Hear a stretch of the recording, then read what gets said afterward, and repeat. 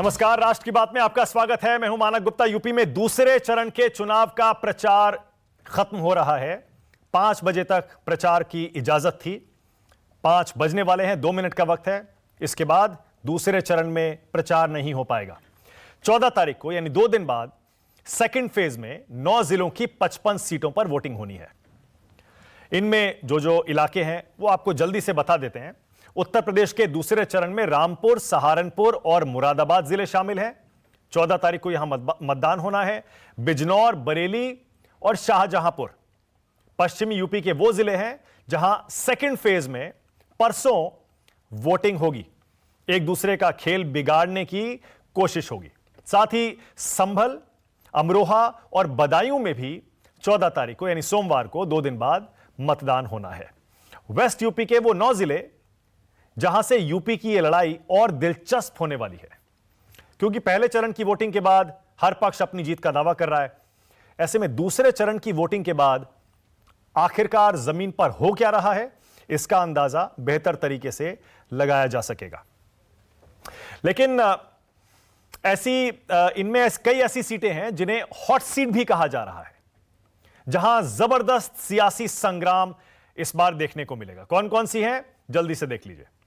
इनमें नकुड़ सीट है, देवबंद है, इसके अलावा कुंदर की सीट है, चंदौसी है, स्वार टांडा है, रामपुर है और शाहजहांपुर है। ये वो हॉट सीटें हैं जिन पर सबकी नजरें दूसरे चरण में रहने वाली है। यहां कौन कौन से वीआईपी उम्मीदवार खड़े हैं, यह भी आपको बस थोड़ी देर में मैं दिखाता हूं। अब जरा इन 55 सीटों पर जहां पर परसों मतदान होने वाला है, इनके पिछली बार के आंकड़े भी देख लीजिए। 2017 में बीजेपी इन 55 सीटों में से 38 सीटें जीती थी, 38, और 17 मिली थी बाकियों को, समाजवादी पार्टी और कांग्रेस को। यानी पहले चरण की तरह ही दूसरे चरण में भी बीजेपी का काफी कुछ दांव पर लगा हुआ है। बहुत दिलचस्प आंकड़ा है। अब जिलों वार अगर बात करें तो वो भी जरा कुछ आंकड़े देख लीजिए, आपके लिए देखना जरूरी है। सबसे पहले देखिए मुरादाबाद, माफ करिए, तो मुस्लिम आबादी है। मैं आपको वो दिखा रहा हूं कि 2017 में जिलेवार कौन सी सीटों पर कौन सी पार्टी जीती थी, ये देखिए। चलिए वैसे बताता हूं आपको, ऊपर दिखाता भी रहूंगा मैं। सहारनपुर 7 सीटें हैं यहां पर। बीजेपी पिछली बार 4 जीती थी, इनमें से 4 सीटें, ये देखिए, ये आ गया आंकड़ा आपकी टीवी स्क्रीन पर। फिर बिजनौर है, 8 में से 6 बीजेपी जीती थी। अमरोहा है, 4 में से 3 बीजेपी जीती थी। संभल 4 में से 2 सीटें बीजेपी जीती थी। मुरादाबाद 6 सीट में से बीजेपी 2 जीत पाई थी, 4 समाजवादी पार्टी को मिली थी। रामपुर बीजेपी को 2 मिली थी, समाजवादी पार्टी को 3 मिली थी। बरेली 9 की 9 सीटें बीजेपी जीत ले गई थी। बदायूं 6 में से 5 सीटें बीजेपी को मिली थी। और शाहजहांपुर, जहां पर 6 में से 5 सीटें बीजेपी ने अपने नाम कर ली थी। अब आइए एम फैक्टर, क्योंकि इस बार दूसरे चरण में जिन इलाकों में जिन सीटों पर मतदान है वहां पर मुस्लिम आबादी काफी है। अब जैसे मुरादाबाद है, यहां 6 सीटें हैं, 51% आबादी मुस्लिम आबादी है। बिजनौर में 8 सीटें हैं, 43% मुस्लिम आबादी है। रामपुर जिले में 5 सीटें हैं, 50% मुस्लिम आबादी है। सहारनपुर 7 सीटें हैं, 42% मुस्लिम आबादी है। उसी तरह संभल है, बरेली है और अमरोहा है। यहां 33, 35, 40% अच्छी खासी मुस्लिम आबादी है, जो कि चुनाव का नतीजा तय कर सकती है। अब मुस्लिम उम्मीदवार, वो भी जल्दी से देख लीजिए। समाजवादी पार्टी और आरएलडी ने दूसरे चरण की सीटों पर कुल 18 मुस्लिम उम्मीदवार उतारे हैं। बीएसपी ने 23 उम्मीदवार मुस्लिम समुदाय से उतारे हैं। कांग्रेस के 21 उम्मीदवार मुस्लिम समुदाय से हैं और एआईएमआईएम के 15 उम्मीदवार मुस्लिम समुदाय से हैं। अब 2017 के चुनाव में यह आंकड़ा भी आपको याद कराना जरूरी है। 55 में से 11 मुस्लिम उम्मीदवार जीते थे। कुल 55 उम्मीदवार मुस्लिम थे, 11 जीत पाए थे। इनमें समाजवादी पार्टी के 10 और कांग्रेस का 1 उम्मीदवार जीता था। अब जल्दी से आपको यह भी बता दें, जिन वीआईपी सीटों की बात मैं कर रहा था इस दूसरे चरण में, उनमें कौन कौन से वीआईपी उम्मीदवार इस बार चुनावी मैदान में है। नकुड़ से देखिए धर्मपाल सैनी है, जो मंत्री थे बीजेपी सरकार में, हाल में समाजवादी पार्टी में शामिल हुए। गुलाबो देवी हैं चंदौसी से। स्वार टांडा से इस बार अब्दुल्ला आजम खान चुनाव लड़ रहे हैं। रामपुर से खुद आजम खान जेल से चुनाव लड़ रहे हैं। और स्वार टांडा से हैदर अली खान हैं, एनडीए के उम्मीदवार हैं। और शाहजहांपुर से सुरेश खन्ना, बीजेपी सरकार के मंत्री, चुनावी मैदान में हैं। अब आज दूसरे चरण के चुनाव से ठीक पहले बीजेपी ने एक नया दांव खेल दिया। बीजेपी की तरफ से अरुण सिंह ने आज साफ साफ कह दिया कि अब कॉमन सिविल कोड यानी एक देश एक कानून का समय नजदीक आ गया है। चुनाव के ठीक बीचों बीच, दूसरे चरण के चुनाव से ठीक पहले बीजेपी के बड़े नेता अरुण सिंह का यह बयान क्यों आया, उस पर बहस बाद में। पहले जरा बयान सुनिए। यूनिफॉर्म सिविल कोड लागू होना ही चाहिए, हमारी प्रतिबद्धता भी है। सभी को समानता का अधिकार है और यह अवश्य रूप से आज नहीं कल तो लागू होगी। सब कुछ तो हो गया है, धारा 370 भी समाप्त हो गई है, प्रभु राम का मंदिर भी वहां बनने लगा है, ट्रिपल तलाक का भी कानून आ ही गया है और अब यह भी आज नहीं कल तो यह भी होगा ही होगा, हमें पूरा विश्वास है। हालांकि अब तक सबको पता होगा पूरे देश में ये कॉमन सिविल कोड क्या है, लेकिन फिर भी जल्दी से आपकी जानकारी के लिए, कॉमन सिविल कोड मतलब समान नागरिक संहिता, अलग अलग धर्मों के लिए अलग कानून नहीं, सिर्फ एक कानून, धर्मनिरपेक्ष कानून। किसी भी धर्म जाति के सारे निजी कानूनों से ऊपर एक कानून इस देश में बनाने की मांग बीजेपी हमेशा से करती आई है। हिंदू सिविल लॉ के दायरे में हिंदुओं के अलावा सिख, जैन और बौद्ध आते हैं और संविधान की धारा 44 के तहत, यह पहले से संविधान में लिखा हुआ है, समान नागरिक संहिता को लागू करने की जिम्मेदारी राज्यों की है। कुछ एक राज्य हैं जहां पहले से यह कानून लागू है। गोवा में आपको पता ही होगा 1961 से यूनिफॉर्म सिविल कोड है। इसके अलावा कुछ और एक देश हैं दुनिया के जहां यह सब कानून पहले से लागू है। खैर, इस पर बहस बाद में। राष्ट्र की बात में हमारा आज का सवाल क्या है, यह आपकी टीवी स्क्रीन पर आ रहा है। पहले सवाल बहुत ही सीधा, क्योंकि आज प्रचार खत्म हो गया दूसरे चरण का, तो दूसरा प्रचार खत्म हो गया। अभी तक कौन आगे और कौन पीछे। और दूसरा, चुनाव के बीचों बीच बीजेपी ये कॉमन सिविल कोड क्यों लेकर आई है। राष्ट्र की बात में आज बीजेपी की तरफ से संजू वर्मा, समाजवादी पार्टी की तरफ से अभिषेक सोम, बीएसपी से फैजान खान, कांग्रेस से पंकज श्रीवास्तव, शांतनु गुप्ता आपकी टीवी स्क्रीन पर आ गए। राजनीतिक विश्लेषक हैं, संघ के विचारक हैं और मुख्यमंत्री योगी आदित्यनाथ की जीवनी लिख चुके हैं। और मेरे साथ आशुतोष हैं, सीनियर जर्नलिस्ट हैं, पॉलिटिकल कमेंटेटर हैं। पता नहीं आशुतोष के परिचय देने पर संजू क्यों मुस्कुरा रही हैं। आ रहा हूं संजू, एक सेकंड में। आशु, मैं आप ही से शुरू कर रहा हूं आज। आशु, अब ये जो दूसरे चरण का प्रचार है, इसमें यह कहा जाता है समाजवादी पार्टी का गढ़ है, क्योंकि यहां MY फैक्टर हमेशा से चलता आया था। पिछले कुछ चुनाव में नहीं चला क्योंकि बीजेपी ने उसमें डेंट लगा दिया था। आपको लगता है बीजेपी इस बार जो common civil code Arun Singh ने आज जो नया बयान दिया है, आप उसको उस दूसरे चरण के चुनाव से प्रचार से जोड़ के देख रहे हैं?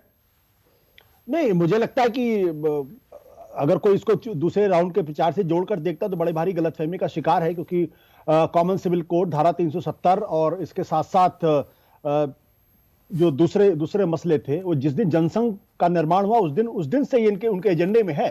और आपको याद होगा कि जब 1998 में जो अटल बिहारी वाजपेयी की सरकार बनी थी और कॉमन मिनिमम प्रोग्राम बना था, तो इन तीनों मुद्दों को बाहर रख दिया गया था। तो ऐसा नहीं है कि आज पहली बार कोई भारतीय जनता पार्टी इस बारे में बातचीत कर रही है। भारतीय जनता पार्टी तो अपने जन्म नहीं, लेकिन मुझे याद नहीं आ रहा, पिछले कई महीनों से, कई सालों से मैंने ऐसा कोई किसी बड़े बीजेपी नेता का बयान नहीं सुना कि हम कॉमन सिविल कोड लाने वाले हैं। उससे कोई फर्क नहीं पड़ने वाला है, उससे किसी तरीके का कोई फर्क पड़ने वाला नहीं है। और दूसरी बात मैं ये कहना चाहता हूं कि जो दूसरे चरण का जो मतदान होने वाला है, इस दूसरे चरण के मतदान पे जो लोग ये समझ बैठे हुए हैं कि दरअसल इस इलाके में समाजवादी पार्टी को केक वॉक है, वो बहुत बड़े गलतफहमी का शिकार होने वाले हैं और उनको इसका नुकसान भी हो सकता है। कभी भी दूसरा जो चरण है, ये पिछली बार जब भारतीय जनता पार्टी ने चुनाव लड़ा था तो 38 सीटें इनको आई थी और समाजवादी पार्टी को 15 सीटें थी। और ये वो इलाका है जहां पे ध्रुवीकरण की राजनीति बहुत मजबूती के साथ जो है भारतीय जनता पार्टी के साथ खड़ी हो सकती है। इसलिए जो लोग जिनको लगता है कि पहला चरण बहुत आसान था तो दूसरा चरण भी आसान होगा, तीसरा चरण भी आसान होगा, ऐसा होता मुझे दिखाई नहीं पड़ रहा है। इस इलाके में अगर आप देखें, मुरादाबाद, बरेली, मुरादाबाद, रामपुर, इसके अलावा अगर आपको नजर बिजनौर है, सहारनपुर है, संभल है, ये वो बरेली, इलाके अमरोहा, जो मुस्लिम डोमिनेटेड इलाके माने जाते हैं। लेकिन हम ये भूल जाते हैं कि इन इलाकों में 20% दलित भी है, और दलित वो वोटर है जो अमूमन समाजवादी पार्टी के साथ बहुत आसानी के साथ नहीं जाता है। तो अगर ये इलाका 20% दलित की वजह से अगर कुछ जो मुस्लिम तबका है अगर वो बीएसपी के साथ चला गया तो भारतीय जनता पार्टी और एसपी और बीएसपी इन तीनों के बीच में लड़ाई हो सकती है। हालांकि 2017 में जब चुनाव हुआ था तब बीएसपी का खाता यहाँ नहीं खुला था, लेकिन 2017 से 2022 में काफी फर्क पड़ चुका है। तो मेरा यह मानना यह कि कॉमन सिविल कार्ड का कोई फर्क नहीं पड़ने वाला। भारतीय जनता पार्टी जो कुछ भी कहना चाहे कहे, लेकिन जो ये सोच के बैठे हुए हैं कि दूसरे चरण में तो समाजवादी पार्टी के लिए केक वॉक है क्योंकि मुस्लिम वोटर बहुत ज्यादा है, उनको बहुत तगड़ा झटका लगने वाला है। ओके, बहुत बढ़िया। एक कमेंट शांतनु आप भी करिएगा, और आशुतोष की बात में इतना जोड़ दूं, बिल्कुल सही कह रहे हैं, क्योंकि इन 55 सीटों में से 20 सीटें ऐसी हैं, 20, जहां पर दलित 20% से ज्यादा हैं, 20% से ज्यादा। इसीलिए इतना सिंपल खेल नहीं है, एम वाई मिलकर आपकी जीत की गारंटी बिल्कुल नहीं बनते हैं। शांतनु, वही कॉमन सिविल कोड पर पूछ रहा हूं मैं, आज ही यह बयान क्यों आया है शांतनु कॉमन सिविल कोड पर? देखिए, मैं आशुतोष जी की बातों पे नॉर्मली इत्तेफाक नहीं रखता हूं, लेकिन आज मैं इत्तेफाक रखूंगा कि भारतीय जनता पार्टी 3 दशकों से यूनिफॉर्म सिविल कोड, राम मंदिर और बहुत सारे मुद्दों के सामने खड़ी है। आज इंटरव्यू में किसी ने पूछा होगा तो उन्होंने फिर से बोल दिया होगा, तो मेरे ख्याल से भारतीय जनता पार्टी में नहीं, ऐसा नहीं है। उन्होंने बहुत क्लियरली कहा शांतनु, अरुण सिंह ने बहुत क्लियरली कहा कि अब समय आ गया है। देखिए, वो तो जब ट्रिपल तलाक पे कानून बना तो वो उस पे यूनिफॉर्म सिविल कोड की तरफ ही एक इशारा था कि भाई अब एक ही तरह से सबका जितने भी सिविक मामले उनको एक ही तरह से निपटारा जाएगा। और मेरे ख्याल से कोई भी जो बीजेपी का क्रिटिक होगा, यहाँ तक कि शशि थरूर कई इंटरव्यू में बोल चुके हैं यूनिफॉर्म सिविल कोड आना चाहिए, लेकिन हमारी सरकार क्यों नहीं लाई तो उनको नहीं पता। तो जो हार्डेस्ट क्रिटिक है बीजेपी के, वही मानते हैं यूनिफॉर्म सिविल कोड के अगेंस्ट में कोई आर्गूमेंट ही नहीं है, बस क्योंकि वो नेहरू जी ने दे दिया तो दे दिया। मुसलमान वोट लेने के लिए आपने बहुत कुछ किया, वो भी करा, तो मेरे ख्याल से उसमें तो कोई डिबेट ही नहीं है। हमने पिछली जो 53 सीटों पे चुनाव हुआ, जो हर पार्टी की 40 सीट भाजपा जीत रही है पहले फेज में, तो ये सीटें भी मेरे ख्याल से दिक्कत नहीं होनी चाहिए। और देखिए, ये रिप्रेजेंट क्या कर रही है? ये रिप्रेजेंट कर रही है संभल की सीट, जहां पे तालिबान का समर्थन किया गया। ये रिप्रेजेंट कर रही है आजम खान को, जो जेल से चुनाव लड़ रहे हैं, जिनपे 80 मुकदमे हैं। समाजवादी पार्टी ने माना बड़े से बड़ा लोहार लगा दिया, एक दिन की बेल नहीं ले पाए, एक दिन बाहर नहीं निकाल पाए उनको। 80 केस है, शेड्यूल कास्ट फार्मरों से इन्होंने लैंड ले ली, नजूल की लैंड ले ली। ऐसे आजम खान को जेल से चुनाव लड़ा रही है, ऐसी समाजवादी पार्टी है, ऐसी समाजवादी पार्टी है। ओके, डिटेल्स में एक सेकंड में जा रहा हूं। आशुतोष, आप कुछ कहना चाह रहे थे, और जैसा मैंने कहा मैं रिपीट कर रहा हूं, अरुण सिंह ने बड़ा क्लियर कहा कॉमन सिविल कोड का समय नजदीक आ गया है। ऐसा बयान नहीं है कि नहीं हम लाएंगे, नजदीक आ गया है बोले। मानक, कॉमन सिविल कोड अगर 2 साल के बाद लाना है तो उसको कल ले आना चाहिए। मैं बिल्कुल इस बात से सहमत हूं, कॉमन सिविल कोड इस देश के अंदर पहले दिन से लागू होना चाहिए। क्यों नहीं लागू हुआ, एक अलग तरीके का सवाल है। तो इसलिए अगर कोई ये कह रहा है कि कॉमन सिविल कोड नहीं आना चाहिए, तो मुझे लगता है कि वो लोग गलतफहमी के शिकार हैं और वो किसी पॉलिटिक्स का हिस्सा है। इस देश के अंदर चाहे वो हिंदू हो, चाहे मुसलमान हो, चाहे सिख हो, चाहे ईसाई हो, सबके लिए सिविल लॉ एक जैसा होना चाहिए। इसलिए मैं बहुत मजबूती के साथ इसको कहता हूं, इसका किसी तरीके का कोई असर नहीं पड़ने वाला चुनाव के अंतर्गत, चाहे कुछ भी इसमें कर ले। अच्छा, नहीं, आशु एक सेकंड, आशु एक सेकंड, आशुतोष को जरा स्क्रीन पर रखिएगा। आशुतोष अक्सर खुलकर अपनी बात कहते हैं, सरकार को भी, बीजेपी को भी, संघ को भी, कोई भी वो लपेटते हैं, बहुत क्रिटिसाइज करते हैं सबको। लेकिन मैं पहली बार आज आशुतोष आपके मुंह से ये बात सुन रहा हूं कि आशुतोष कह रहे हैं कि देश में कॉमन सिविल कोड होना चाहिए, और जो भी इसका विरोध करते हैं वो राजनीति करते हैं। इसका मतलब पहली बार, मतलब बहुत टाइम बाद मैं देख रहा हूं आशुतोष बीजेपी की किसी एक बड़ी नीति का खुलकर समर्थन कर रहे हैं। आशुतोष, क्यों आशुतोष, सही कह रहा हूं? मानक, आपको तो अच्छी तरीके से याद होगा जब ये फार्मर्स लॉ आया था, उस वक्त जब आपने मुझसे सवाल पूछा तब भी मैंने कहा था नहीं कि फार्मर्स लॉ बिल्कुल सही है।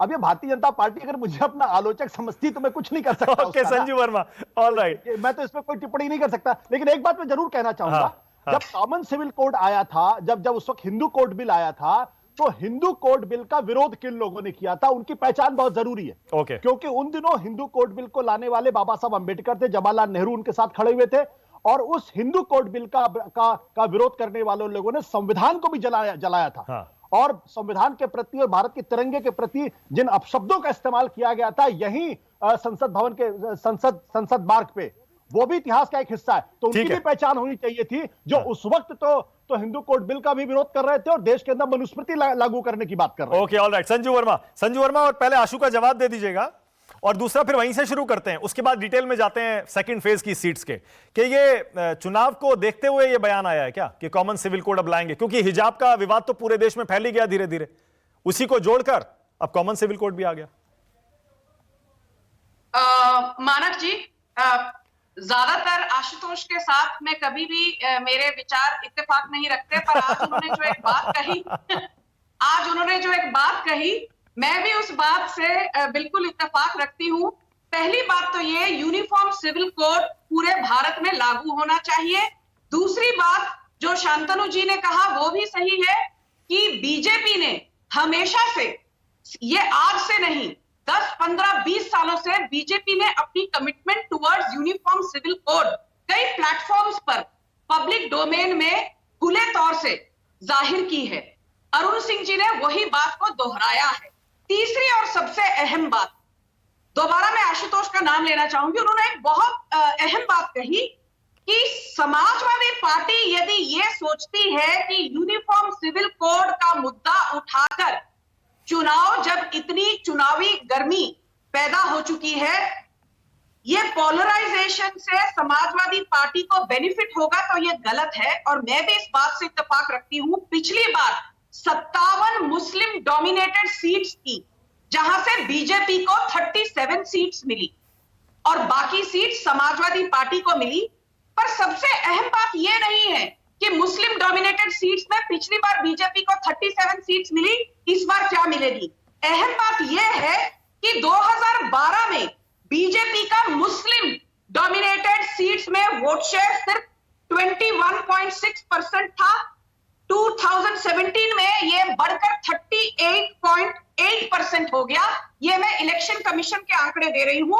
मैं जल्द अपनी बात खत्म करूंगी। समाजवादी पार्टी का जो वोट शेयर है वो 2012 में मुस्लिम डोमिनेटेड में 25.8% था, वो घटकर 29.6% हो गया।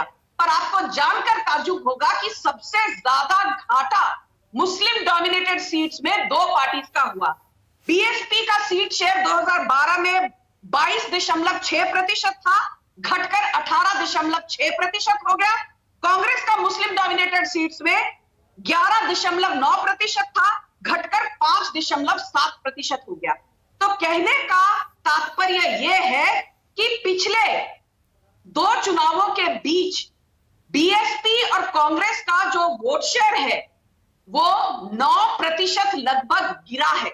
और ये 9% का जो सबसे बड़ा फायदा हुआ था वो बीजेपी को हुआ, कुछ हद तक समाजवादी पार्टी को हुआ।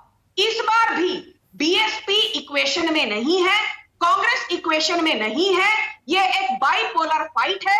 अभी देखना ये होगा कि जो पिछली बार हुआ क्या वो इस बार भी होगा कि बीजेपी को ज्यादा फायदा होगा। अच्छा, एक सेकंड संजू, मेरे दो सवाल हैं आपसे। ओके, दो सवाल हैं। तो मतलब आप क्या ये इंडिकेट कर रही हैं कि मुस्लिम सीट्स पर बीजेपी को मुस्लिम वोट मिला है, या आप ये इशारा कर रही हैं कि मुस्लिम डोमिनेटेड सीट्स में काउंटर पोलराइजेशन की वजह से आपका वोट बढ़ा है?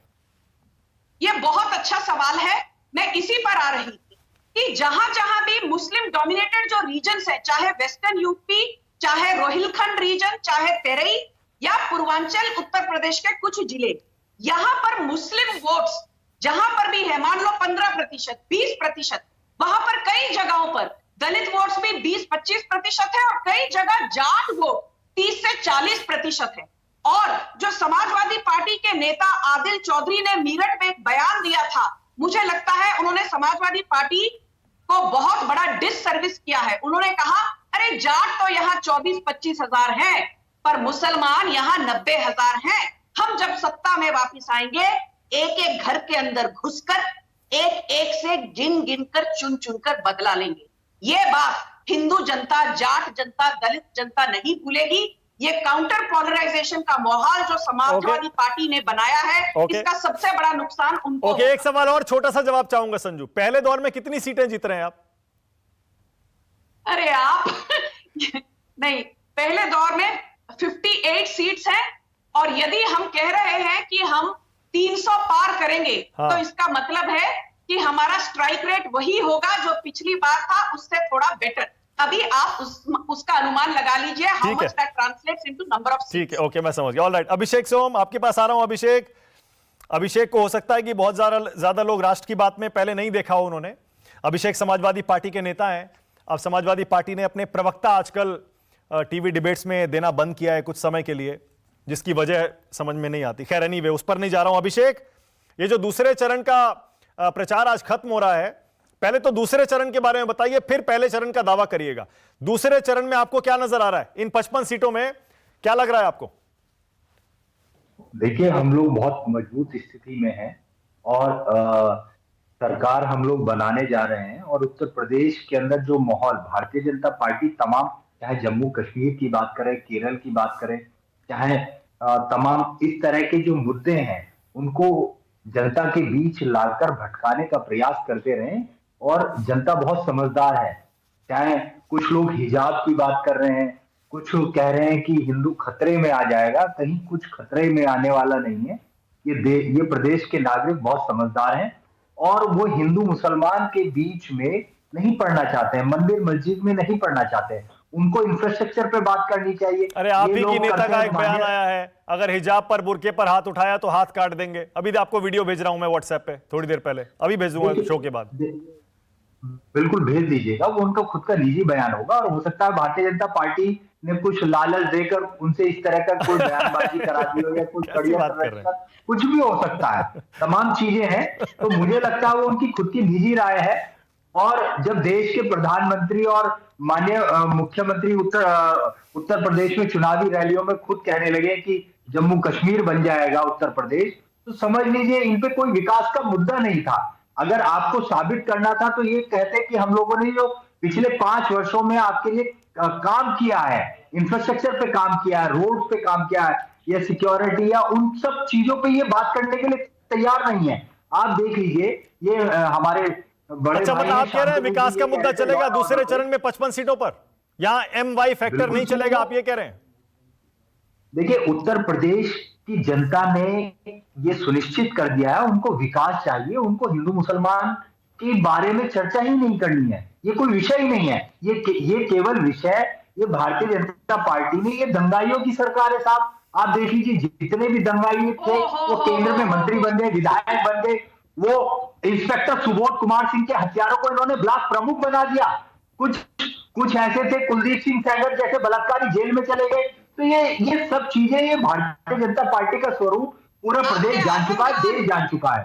तो ये आजम खान साहब ने, बिल्कुल आप संजू जी, हमारी आप बड़ी बहन है, आजम खान साहब ने एक ऐसा संस्थान बनाया, सुन लीजिए,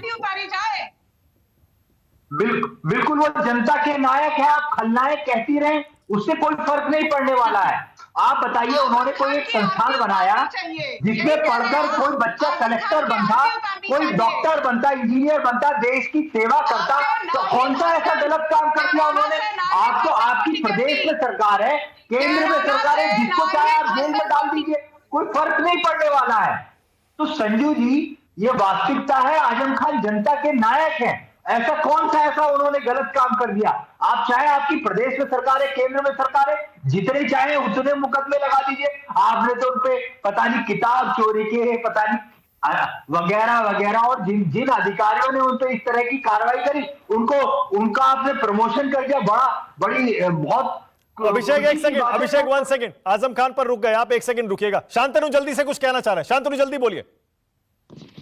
देखिए, मुझे आपको आधा मिनट देना पड़ेगा। आजम खान पे ऐसी बात आप किसी को कह के निकलने में दीजिए। उन पे 80 केस है, 80 मुकदमे। किसके मुकाबले? उन्होंने शेड्यूल कास्ट फार्मर की जमीनें कब्जा करी, उन्होंने नजूल की जमीनें करी, और उन्होंने खुद को लाइफ टाइम उसका चांसलर बना दिया और अपनी बहन को ट्रेजरर बना दिया। जो कह रहे हैं बड़ा इंस्टीट्यूशन बनाया, अपनी बहन को ट्रेजरर बना दिया, खुद लाइफ टाइम अपनी बीवी बच्चे सबको उसका मेंबर बना दिया।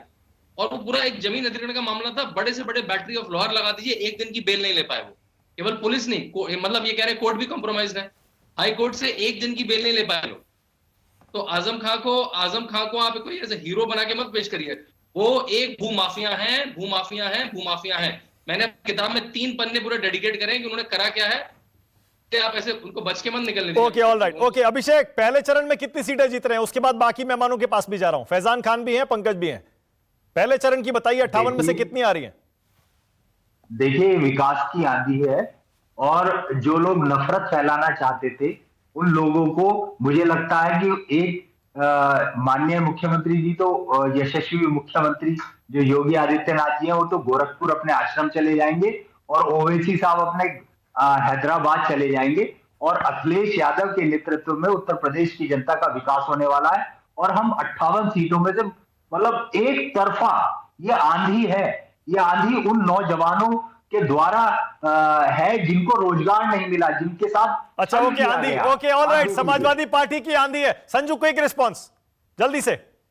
मानक जी, आजम खान पर शांतनु जी ने जवाब दिया। उनके खिलाफ 80 केस हो या 100 केस हो, सबसे बड़ी बात तो यह है कि समाजवादी पार्टी को जब योगी आदित्यनाथ कहते हैं कि ये तमंचावादी पार्टी है, उसके पीछे का कारण सिर्फ आजम खान जैसे गुंडागर्दी करने वाले लोगों का समर्थन जो समाजवादी पार्टी करती है, सिर्फ वो कारण नहीं है। आप ये सोचिए कि नाहिद हसन को जुडिशियल कस्टडी में डाला गया और पूरे समाजवादी पार्टी को कोई नहीं मिला। नाहिद हसन को इन्होंने कैराना से टिकट दी। नाहिद हसन के खिलाफ भी यूपी गैंगस्टर एक्ट के तहत 30 से 35 केसेस लागू हैं, दर्ज हैं और नाहिद हसन को हिंदू जेनोसाइड, कैराना के हिंदू नरसंहार के लिए आरोपी माना जाता है। तो काउंटर पोलराइजेशन के चलते हिंदू इन लाल टोपी धारियों को सही जवाब देंगे। पिछली okay all right, Faizan Khan. Okay Faizan Khan, उसके बाद पंकज जा रहा हूं। फैजान, अभी आपने अभिषेक को सुना। फैजान, अभिषेक बोल रहे हैं अखिलेश की आंधी चल रही है समाजवादी पार्टी की, पहले चरण में भी सब उड़ जाएंगे और दूसरा आ रहा है 14 तारीख को, सब उड़ते जाएंगे। फैजान।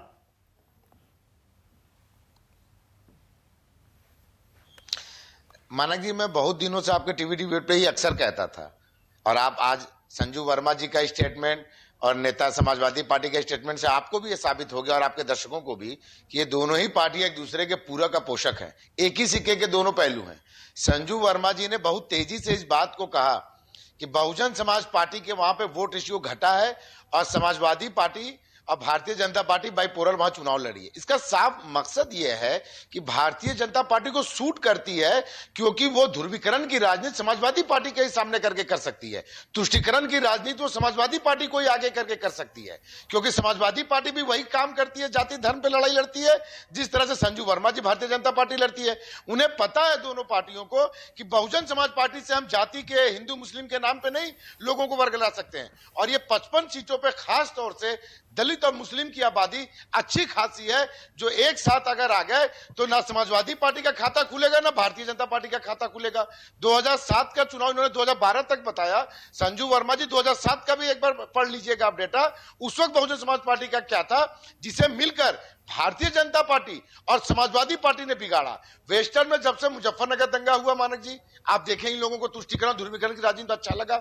आजम खान जैसे लोगों को इन लोगों ने आगाह किया ताकि भारतीय जनता पार्टी और समाजवादी पार्टी को सूट करे हिंदू मुस्लिम करने में। लेकिन दोनों ही पर और जो ये कॉमन सिविल कोड की बात आज आई है, ये आपने बहुत मानक जी अच्छी बात कही कि 7 साल से इनकी गवर्नमेंट सेंट्रल में है लेकिन ये मेरे ख्याल से नहीं लेकर आए एक बार भी इस बात को, 3 तलाक वगैरह सब लेकर आए पर यूनिफॉर्म कॉमन सिविल कोड के बारे में नहीं लेकर आए।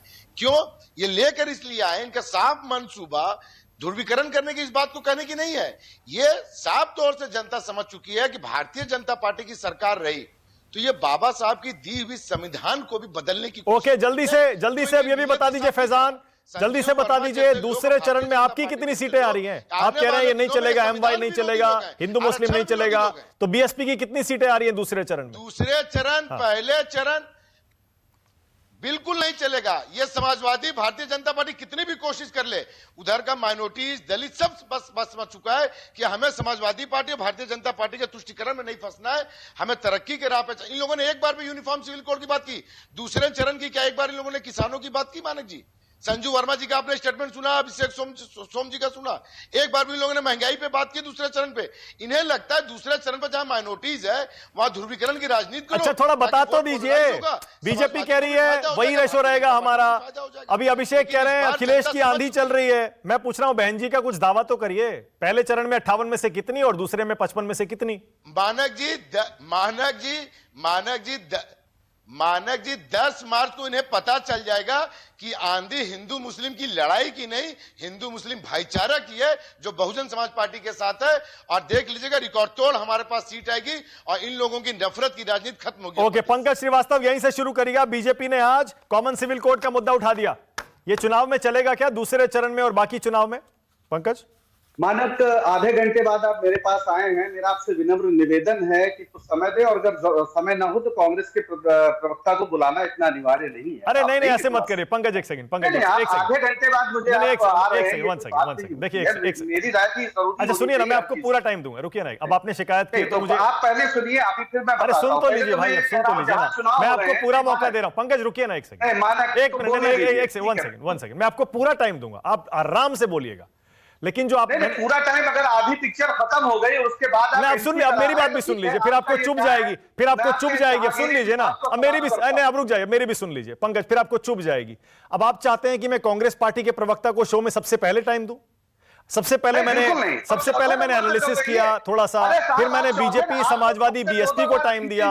अब अगर आप चाहते हैं उन सबसे पहले आपको टाइम दूं पंकज, आपको चुभेगी माना, फिर आपको चुभेगी। मैं नहीं कह रहा मुझे पहले दीजिए, और सबसे आप 2-3 बार बोल रहे हैं और हमको एक बार भी नहीं बोला है, ये गलत। मैं आपको कह रहा हूं आपको पूरा टाइम दूंगा, आप बोलिए, आपको पूरा टाइम दूंगा, आपको पूरी बात कहने का मौका दूंगा, आप बोलिए। विनम्र निवेदन ये करना चाहता हूं कि जहां आप हिंदू मुसलमान और ये सब बता रहे हैं, वहां पर नागरिक रहते हैं, और वो नागरिक जिन्हें भोजन चाहिए, आवास चाहिए, जिन्हें महंगाई परेशान करती है, जिन्हें पता चलता है कि अगर गन्ने के किसान हैं तो उन्हें अगर भुगतान नहीं हुआ 3,500 करोड़ से ज्यादा तो उनके वो खून के आंसू रो रहे हैं, जिन्हें एमएसपी पर नहीं मिल रहा है दाम, वो खून के आंसू रो रहे हैं, वो मनुष्य हैं। और अभी सुनिए, राजीव तोमर जो भाजपा का कार्यकर्ता था, सभी नेताओं के साथ फोटो थी भाजपा की, वो व्यापारी था, जूता व्यापारी, फेसबुक पे लाइव फेसबुक पे उसने जहर खाया, ये कहते हुए कि मोदी मेरी मौत का जिम्मेदार है। और उनकी बीवी ने मारे क्षोभ के, उसने भी जहर खा लिया, बीवी की मौत हो गई,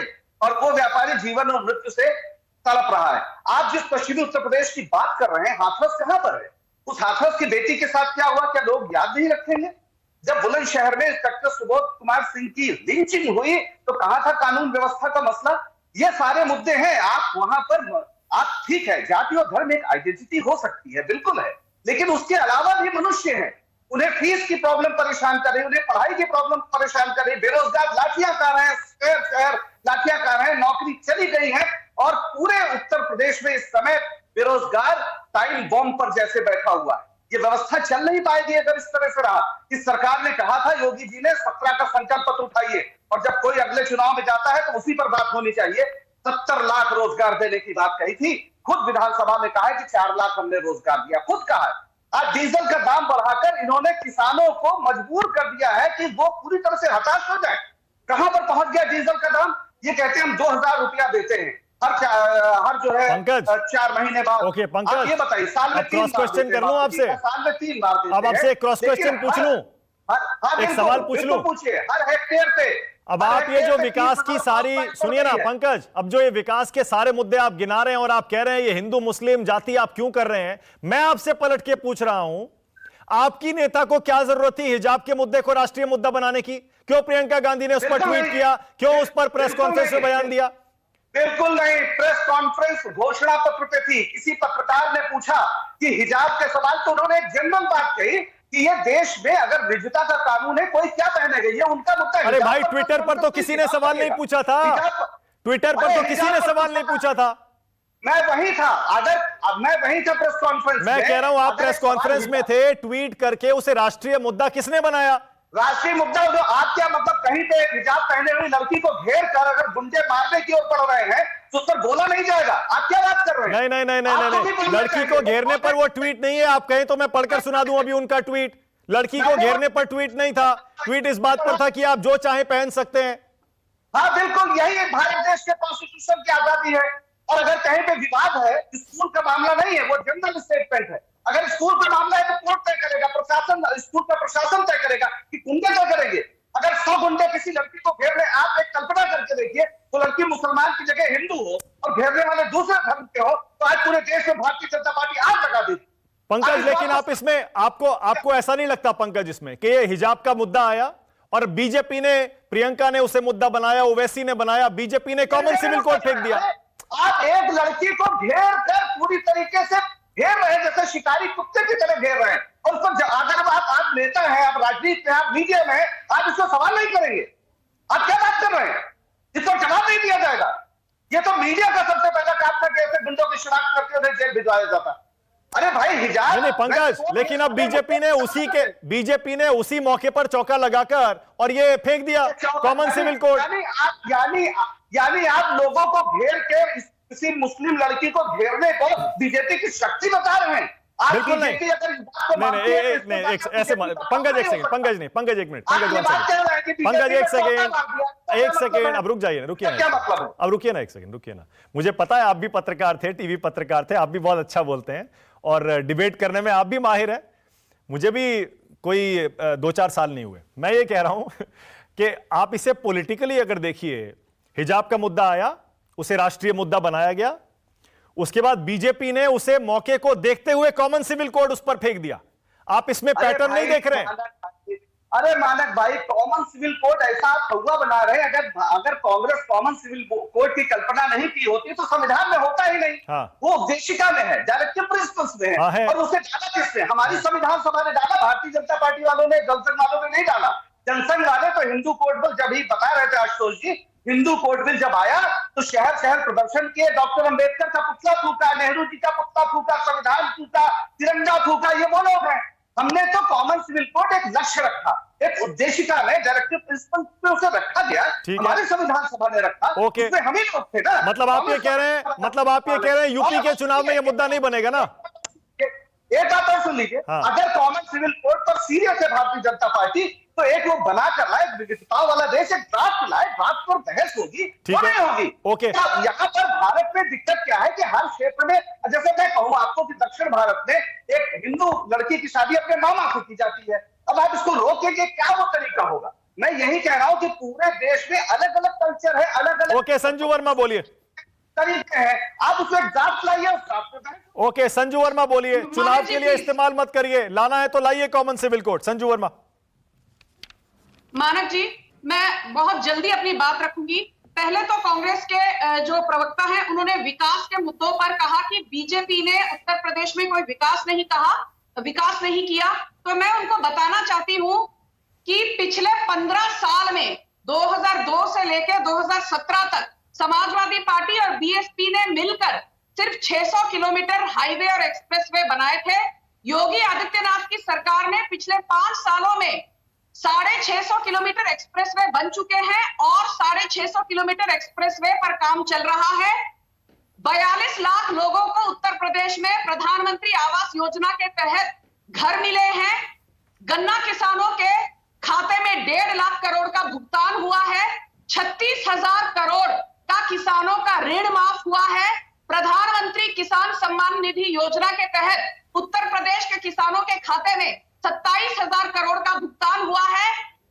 98 लाख, लगभग 1 करोड़ लोगों को अटल पेंशन योजना का मुनाफा हुआ है।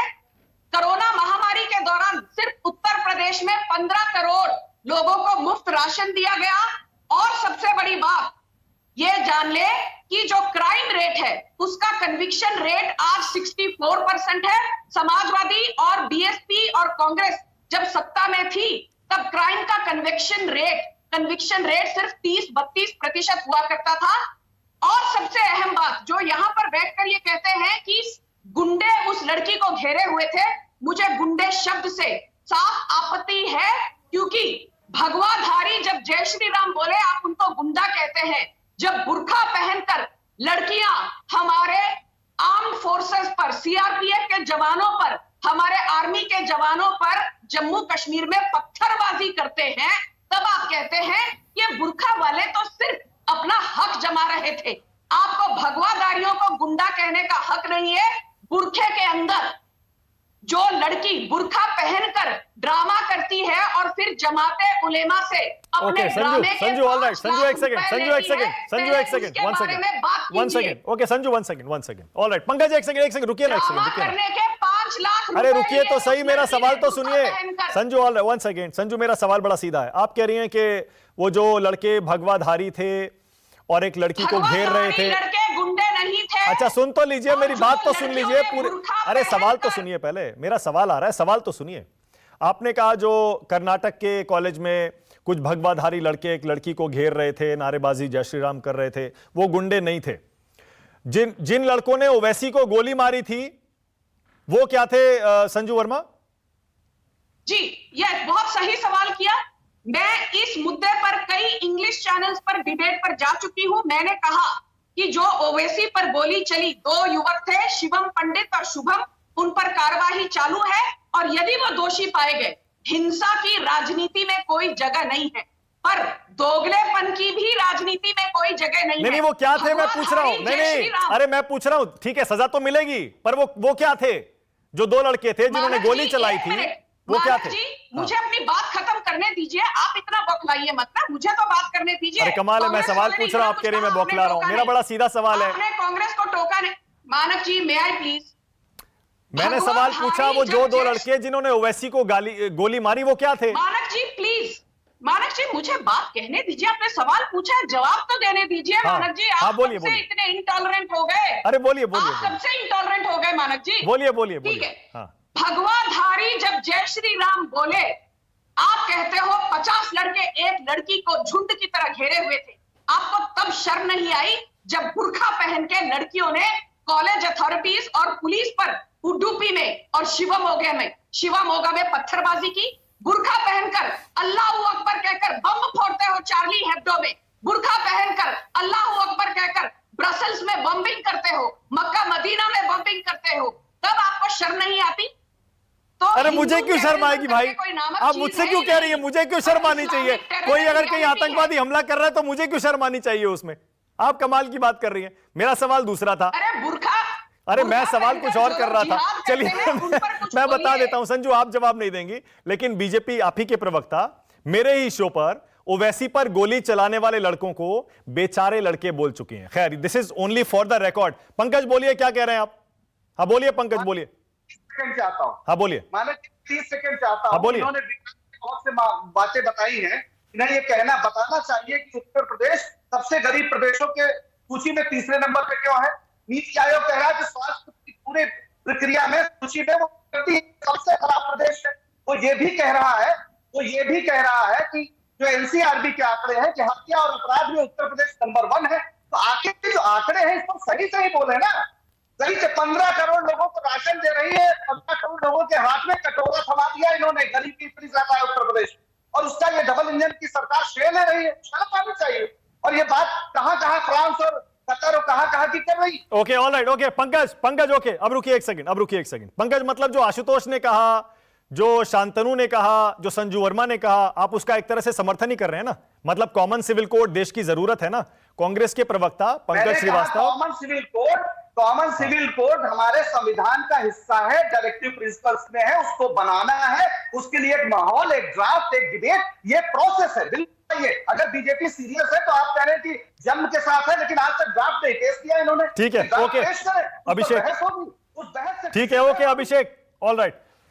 मुझे उम्मीद है पंकज आपकी नाराजगी दूर होगी। हाँ अभिषेक अब आइए जरा और मुझे बताइए अभिषेक, कॉमन सिविल कोड पर क्योंकि बीजेपी इसे मुद्दा बना रही है और पंकज श्रीवास्तव कांग्रेस की तरफ से उसका विरोध नहीं कर रहे हैं, जिम्मेदारी बीजेपी पर डाल रहे हैं, देखिए आपका स्टैंड क्या है उस पर?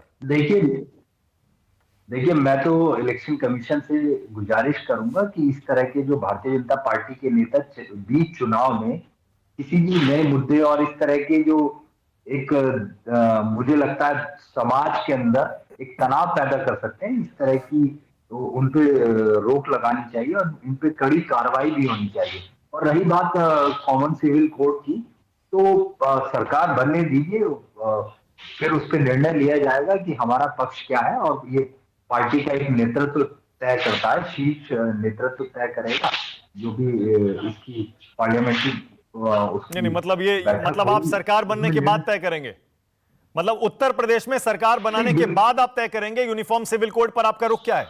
समझ नहीं आया मुझे ये बात। क्या विपक्षी पार्टियों का रुख नहीं होता क्या किसी मुद्दे पर? नहीं, बिल्कुल इसमें केंद्रीय नेतृत्व, हमारा जो पार्टी का कोर नेतृत्व है, वो कोर कमेटी इसमें निर्णय लेगी कि इसमें हम लोगों को क्या इसके पक्ष में रहना है या इसके खिलाफ रहना है। और अगर देश हित में होगा तो बिल्कुल रहेंगे, और अगर ओके, फैजान खान, लगता है किसी भी नागरिक को। ठीक है, हाँ फैजान बोलिए।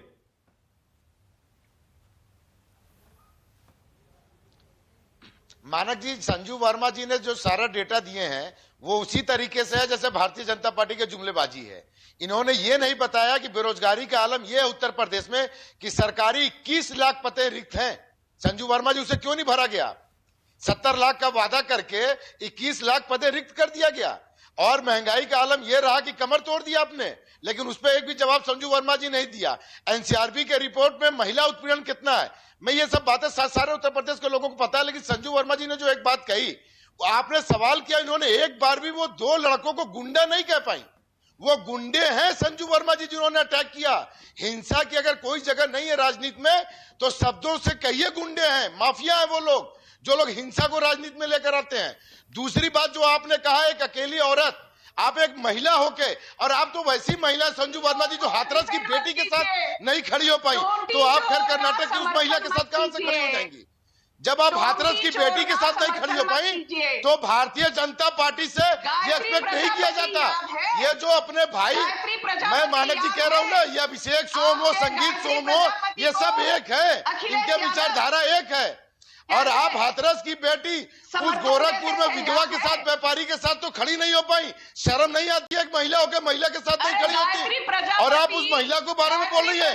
भगवा इतना प्यारा हो गया, ये हिंदुस्तान है, संस्कृति है। मैं कहता हूं मानक जी, अगर उस जगह पे एक महिला के पास अगर मुस्लिम नहीं एक हिंदू भी होता। ओके, शांतनु गुप्ता एंड आशुतोष, मैं क्लोजिंग, मेरे पास 2-3 मिनट बचे हैं, 2 मिनट। पहले शांतनु, जमीन पर आपके पास क्या रिपोर्ट है? जमीन पर कौन सा मुद्दा चल रहा है? एक चरण का चुनाव हो चुका है, दूसरे का 2 दिन बाद मतदान होना है।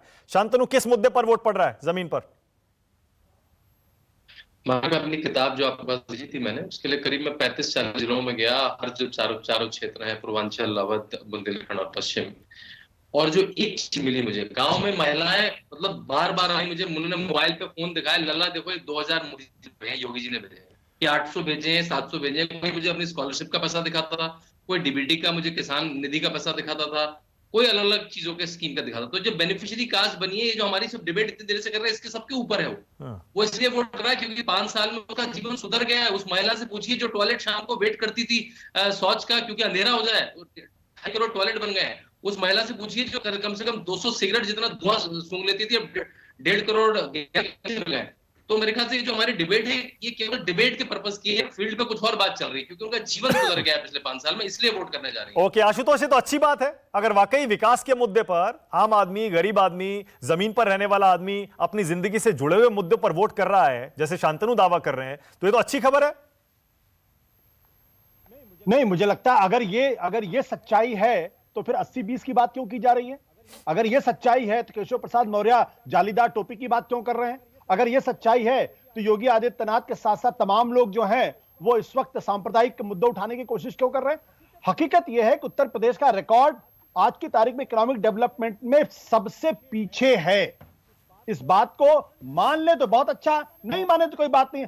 पर कैपिटा इनकम में देश के 36 राज्य और यूनियन टेरिटरी में उत्तर प्रदेश 32वें नंबर पर है। इससे ज्यादा शर्मनाक स्थिति हो ही नहीं सकती। पिछले 5 सालों में इसमें कोई सुधार नहीं हुआ। इन्फेंट मोर्टेलिटी रेट आप सोच के हैरान हो जाएंगे, 1000 में 50.4, सीरिया में 16 है, इराक में 20 है और जम्मू एंड कश्मीर में 9.8 है। यह है उत्तर प्रदेश। हम लोगों को शर्म आती जब हमको देखते हैं हमारे यहां बच्चा पैदा होता है और उसके बाद उसके मरने की आशंका कितनी प्रबल है यहां उत्तर प्रदेश के अंदर, क्योंकि वह हेल्थ सिस्टम नहीं है। ओके, मेरे पास टाइम खत्म हो रहा है। संजू 20 सेकंड जल्दी से क्विक रिस्पॉन्स। मानक जी, मैं बस वही दोहराऊंगी जो नड्डा जी ने कहा है। समाजवादी पार्टी ये चुनाव लड़ रही है 3P पर, पक्षपात, पलायन, परिवारवाद। बीजेपी लड़ रही है 3V पर, विकास, सांस्कृतिक विस्तार और व्यापार। व्यापारियों को बढ़ावा देना। तो हम विकास के मुद्दे पर लड़ते हैं और इस बार वापस सत्ता में आएंगे। ओके, ऑल राइट, मेरे पास टाइम खत्म हो गया। बहुत धन्यवाद। जैसे मैंने पहले बताया था, दूसरे चरण का प्रचार आज खत्म हो गया है। 2 दिन बाद वोटिंग होनी है। अब देखते हैं पहले चरण का जो मोमेंटम है, अगर कोई पार्टी जमीन पर वाकई उसकी लहर चल रही है तो क्या वो दूसरे चरण में भी जाती है क्या। जैसे जैसे ये वोट पड़ते जाएंगे वैसे वैसे ग्राउंड रिपोर्ट हमारे पास आती जाएगी। हालांकि एग्जिट पोल करना मनाही है, पर फिर भी अंदाजा तो लग ही जाता है। बहुत धन्यवाद आज राष्ट्र की बात में आने के लिए। फिलहाल एक छोटा सा ब्रेक ले रहा हूं, खबरें जारी हैं। नमस्कार, मैं हूं मानक गुप्ता। अगर आपको हमारा ये वीडियो पसंद आया हो तो इसे लाइक और शेयर जरूर करें, और हां, हमें सब्सक्राइब और फॉलो करना ना भूलें ताकि आप देश और दुनिया की कोई खबर मिस ना करें। तो जुड़े रहिए हमारे साथ और देखते रहिए न्यूज़ 24।